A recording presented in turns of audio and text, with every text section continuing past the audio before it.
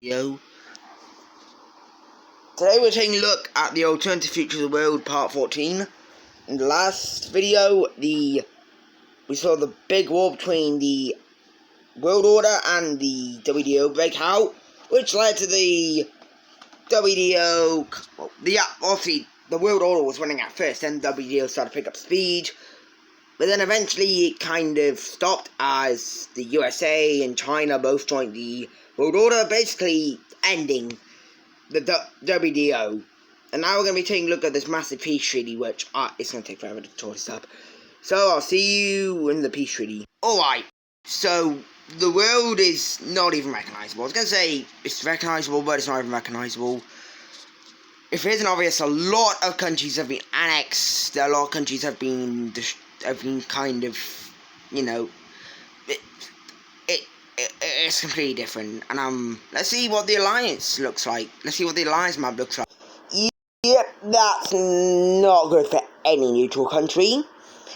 As we can see, the World Order is definitely living up to its name now. It owns pretty much all of Africa, all of the Americas except for 3 countries, all of Asia, again, not all of Asia, and a good chunk of Europe, all of the country. Let's just begin with the peace treaty in the Americas, with South America being completely drawn out. If you remember those countries such as Peru, Gran Colombia, Chile, and now, well, Colombia and Ecuador, the only countries left that aren't, in alliance here. But, Chile was completely taken over. Brazil and Argentina split Chile in half. And Peru is fully annexed by Brazil, and Venezuela is given a Axis, kind of Axis government. I was going to say World Order government. There we go. Not Axis. The USA gained probably the most amount of land in this entire peace treaty behind some other countries. They got all of Mexico and all of Greenland in this peace treaty, as well as the Caribbean, because it revolted against them for some reason. Colombia, Ecuador, and Central American Union are all absolutely just terrified. If we come over here to Europe, we can see that the European Union is no longer a thing. And I'm sorry about how bad the borders are. I actually like the France. I like how France looks like. I know what France looks like, so yeah. Germany, I don't know Austria. Okay, just ignore it. So the European Union was disbanded. The Scandinavian Union was broken apart. So Iceland, Norway, Sweden, Denmark, they're all separate countries now. The only unions that weren't broke apart were Iberia, Albania, Kosovo, and Romania and Moldova. That's because the World Order didn't exactly see the point of breaking those up.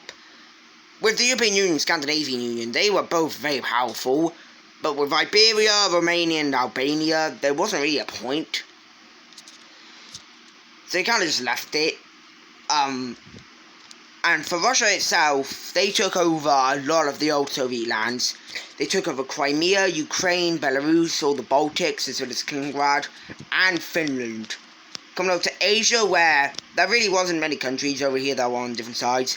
But as we can see, Tibet is now in China again. Siam was given a new government, and Myanmar was kind of forged into that.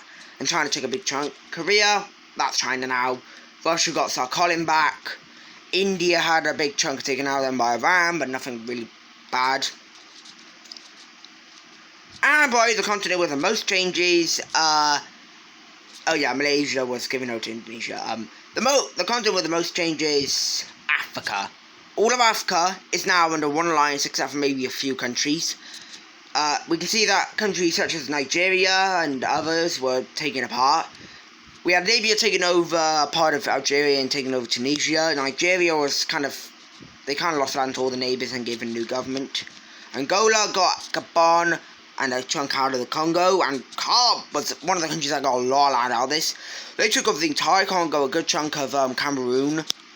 Kenya got some land, Tanzania, Darfur got some land, and yeah, that's it. That's the peace treaty. But now we have something interesting going on with some countries, and not the World Order. Well, kinda. The World Order, it focuses on land, not exactly taking away money, not exactly stopping alliances from forming. And we're going to see a pretty we're going to see alliance being formed up, but first off, we're going to have India and Bangladesh unite. Bangladesh shouldn't really have any harm except from war reparations and all that. And Bangladesh decides that uniting with India would most likely be the best thing. So Bangladesh and India unite, ending Bangladesh. Kind of sad. I mean, they were one of the few countries that never had their wars change.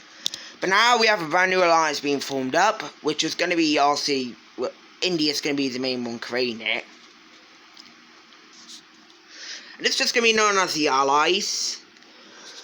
As, well, the WDO's gone. It can't be called WDO. This is just going to be known as the Allies. You know, like, the USA isn't here anymore. And this is going to be created by India. Because India is now probably, yeah, they're definitely one of the leaders. And some country, and they create this alliance, and immediately we see some countries join it. The UK sees no problem with joining this alliance.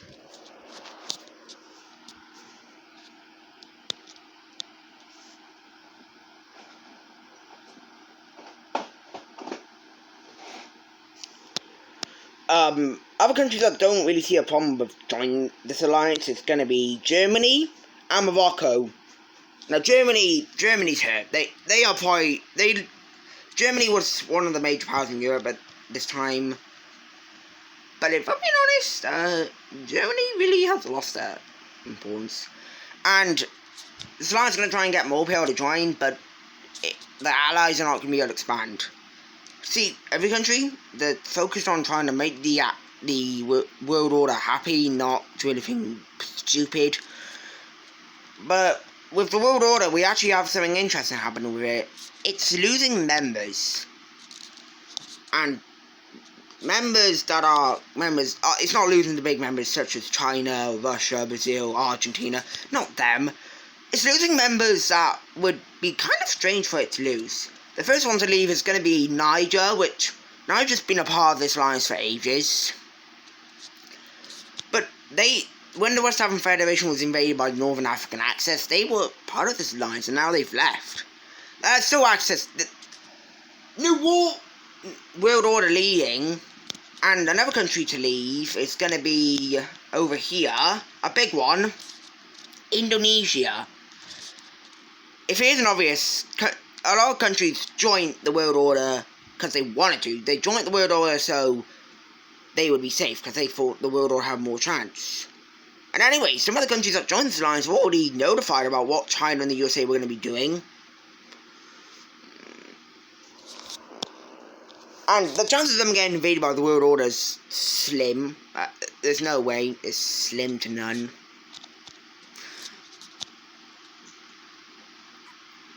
I have no idea why Indonesia's got red stuff around its border, but I don't exactly care.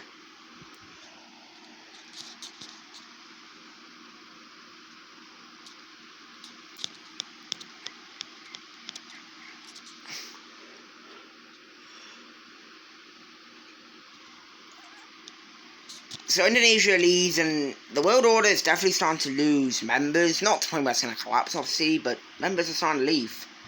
But now we're going to come down over into Europe, where there are some interesting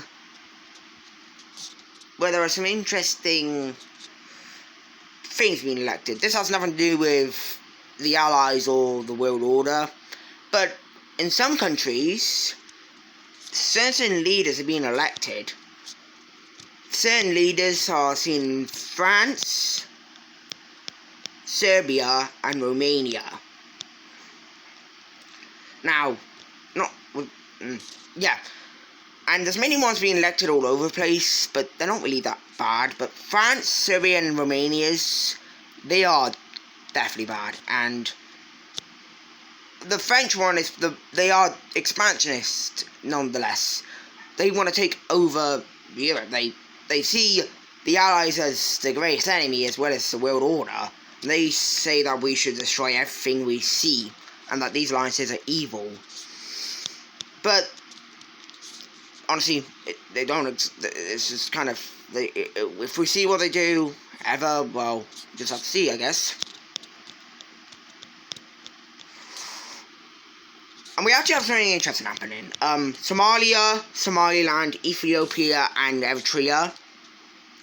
they all notice an issue. The country is kind of, all the countries are kind of collapsing. All of them have issues, and they realise that they should probably be together. So, we have Eritrea and Ethiopia uniting to give, Ethiopia access to the ocean, to the Red Sea. And we do see Somalia and Somaliland hold off from joining, but they eventually decide that they're going to unite with Ethiopia and realise this is really far into the future. Africa is definitely industrialised at this point. Not fully, but, enough. And now we do actually see something happening.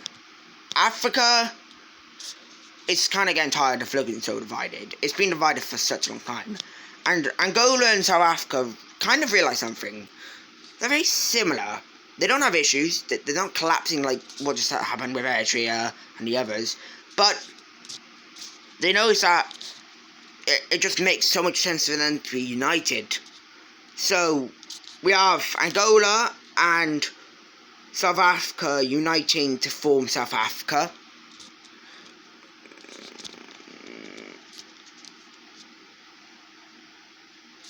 And this is going to form one of the bigger countries in the world.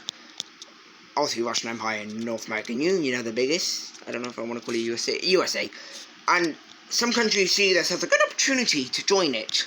Such as Kenya, who has obviously been, it's a country who's been struggling since the East African Federation was disbanded.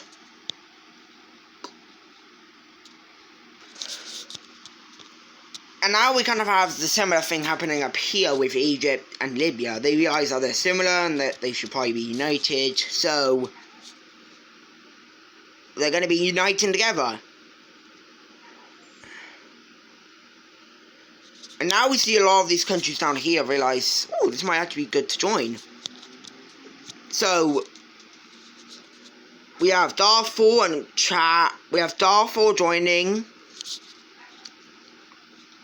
We have Darfur joining, Chad joining,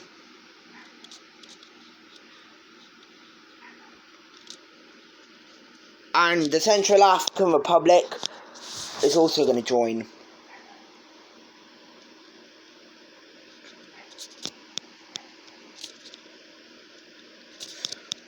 And now we're seeing that a lot of countries in Africa are starting to unite because it's better for them, and these two countries are massive and really strong. Oh, no. Okay, I'll sort this out. Anyway, where was I? African unification, blah, blah, blah. New World Order. They're losing more members, such as Ethiopia, because Ethiopia doesn't want to be part of it anymore. Ethiopia just decides that there's really no point of being a part of this and just opts to leave.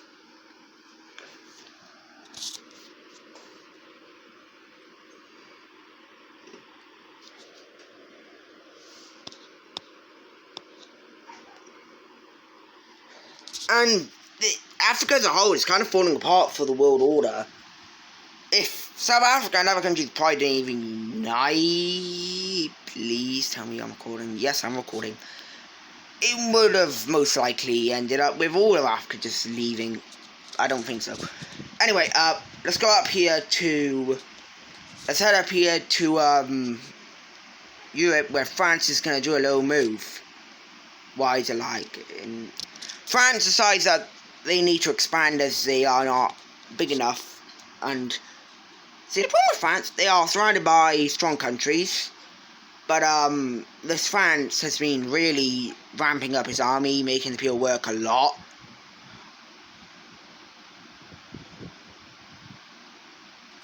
And, well, just letting you know, it's gonna be bad for the people.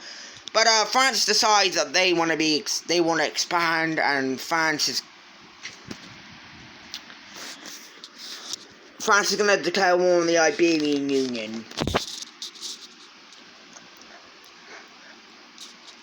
The Iberian Union is just coming.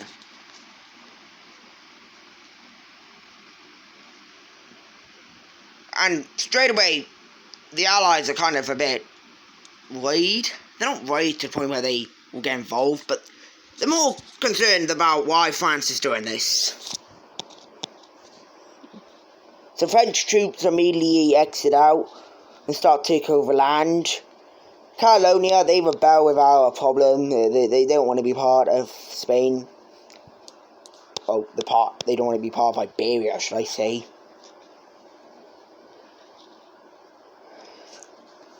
And it's shown that Iberia is still shooken up from that last war.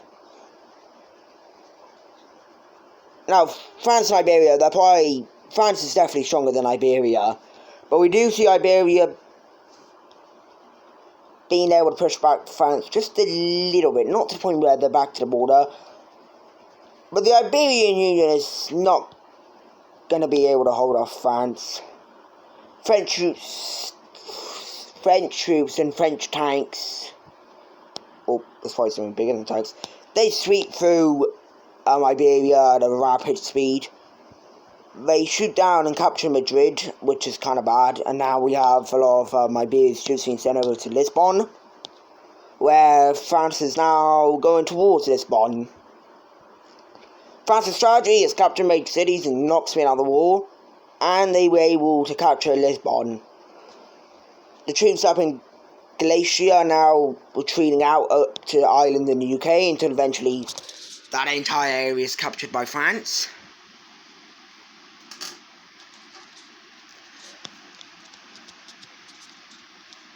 And Iberia is not looking too good, and eventually they just decide that there's no point, they're not going to win, so they just surrender.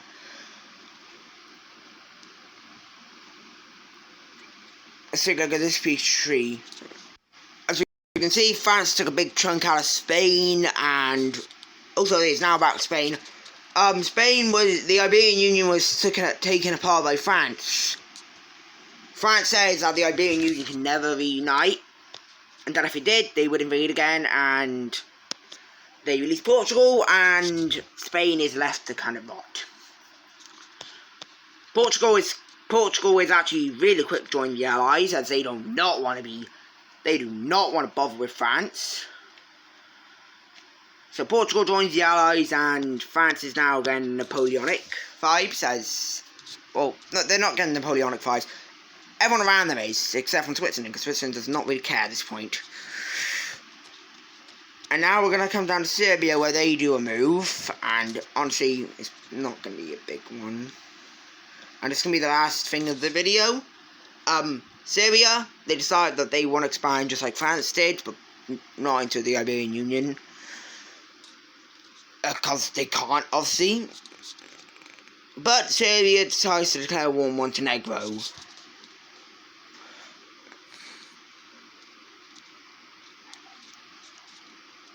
And the Iberian Union was kind of a big thing, but honestly, if you look on the map, that doesn't even, you can't even see this war, so honestly, nobody exactly cares, because they don't. Montenegro, they get completely bonked around as they had no chance, so let's take a look at this piece. And just like that, Serbia has coast after years and years and years. And now we have Albania being a little bit worried, so they decided to unite with North Macedonia, who is a very poor country at this point.